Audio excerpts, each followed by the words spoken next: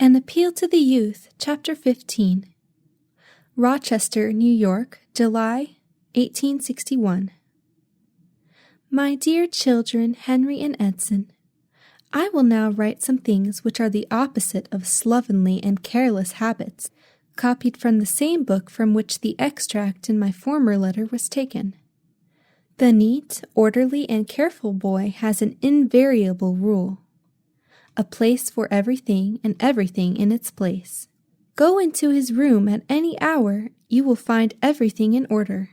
He can go in the dark and lay his hands upon anything that he wants, so that he never runs the risk of setting the house on fire by carrying a light into his bedroom. He never leaves a thing at random where he happens to be using it, but always puts it where it belongs. When he undresses, every article of his clothing is folded and laid together in the order that it will be wanted in the morning, so that he loses no time in hunting for it. He is equally careful of his person. He never considers himself dressed till he has washed his hands and face, cleaned his teeth, and combed his hair, and he never thinks of setting down to the table with dirty hands. He learns to keep his clothes neat and clean. He never forgets to use the scraper at the door to remove the mud from his feet, and he makes it an invariable rule never to pass a mat without wiping his shoes.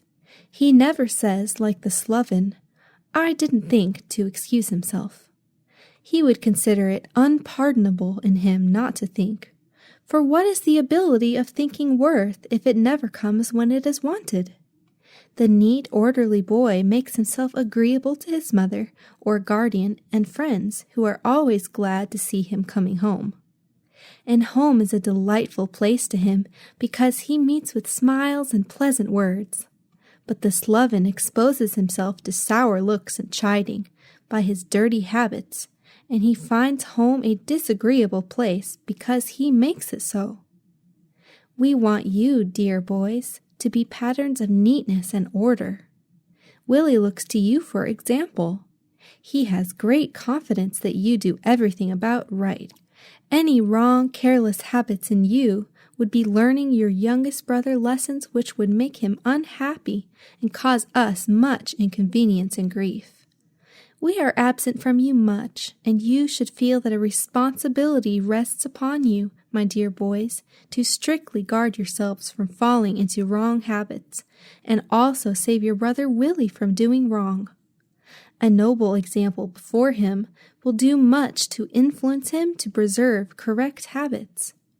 We commit you to God, earnestly praying that his angels may guard you all three, and incline your hearts to love him. Your affectionate mother.